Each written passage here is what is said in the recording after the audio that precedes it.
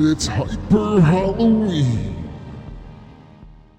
Ladies and gentlemen, I give to you Terror at Blood Fart Lake. Cinematic gold if there ever was. Citizen Kane? Drivel. Casablanca? Pff, rubbish. You want a good movie? Look no further than Terror at Blood Fart Lake. It has tension. It has drama. It has Jimmy Van Brunt? Who's Jimmy Van Brunt?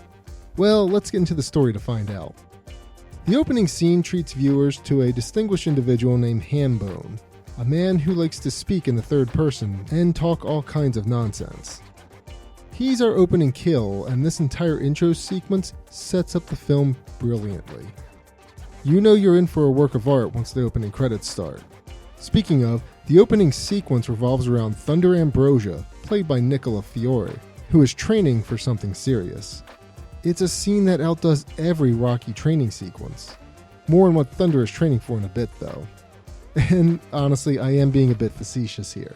This is low budget week. The acting in these scenes is dumbfounding, yet incredible. I'm ultimately just mentioning them as a warning, so you know what to expect if you decide to watch this film. We then meet our main cast of characters in the film, and what characters they are. Almost all the group overacts or plays an exaggerated stereotype.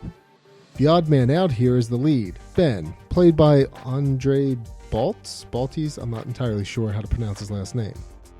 The group is heading to Blood Fart Lake to have one more exciting weekend of debauchery before school starts up. We soon meet a local redneck, Leo DeChampa, who explains that Blood Fart Lake is haunted and or cursed.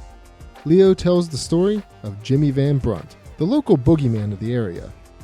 You see, 20 years ago, little Jimmy Van Brunt was playing in a cornfield when a group of punks set fire to said field. Jimmy ran to a scarecrow and tried to hide inside of it. He died as the scarecrow caught fire. Legend has it that Jimmy possessed the scarecrow and kills those who comes to the lake. So, like yesterday's pick, this is another scarecrow slasher film. And it does play out like your typical slasher film. That is, the group goes to the lake, gets picked off one by one, Ben meets a love interest, and Thunder Ambrosia comes to kick some ass. The story of Terror at Blood Fart Lake is subtle as a brick to the face, but it's the schlocky, cringeworthy acting and juvenile humor that makes this film an instant classic. To describe some of the jokes here would probably lead to my channel being taken down, so I won't go into too much detail on those. Just know that there are a lot of fart and sex jokes littered throughout. So many of those types of jokes. Let's switch gears and talk about Jimmy Van Brunt for a minute. He's great. He's a wisecracking scarecrow that kills people with corn cobs. You know, now that I'm thinking about it, he's a lot like Lester from Scarecrow. But Jimmy exclusively uses corn cobs to end his victims. The corn cob weapon is honestly very unique, and I can't think of any other movies that have done something like this before. So, I guess Scarecrow and Terror at Blood Fart Lake have that going for him. The Scarecrow costume is a bit meh here, but it is fitting for the movie. Speaking of wisecracking characters, I'd mentioned how every character, besides the main character and also his love interest, is an overly exaggerated stereotype of some sort.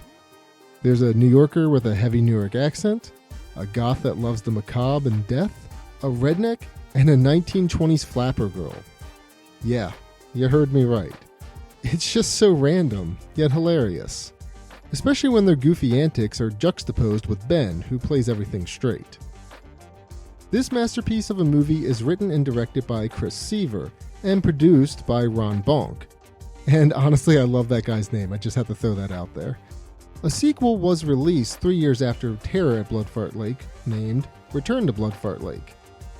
The company that produced Terror at Blood Fart Lake also produced such films as The Evil Dead Inbred Rednecks, Filthy McNasty, Mulva, Zombie Ass Kicker, and Moist Fury.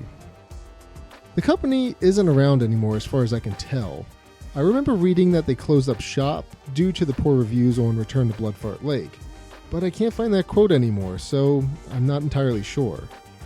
I also can't accept that anyone would hate these films though. They're damn near perfect in my opinion. Terror at Blood Fart Lake pays homage to 80s classics while also bringing something unique in its own right. It's as 2000s as you can get, and it's great. You may think I'm being sarcastic with this whole thing due to the amount of hyperbole I've been using, but I really do think this is a good movie. It's funny in all the right ways. Obviously, it's a low-budget film, and it's a slasher film, and the acting is crazy, but that's the charm of the movie. I can't recommend this movie enough. Go check out Hyp3r at Blood Fart Lake.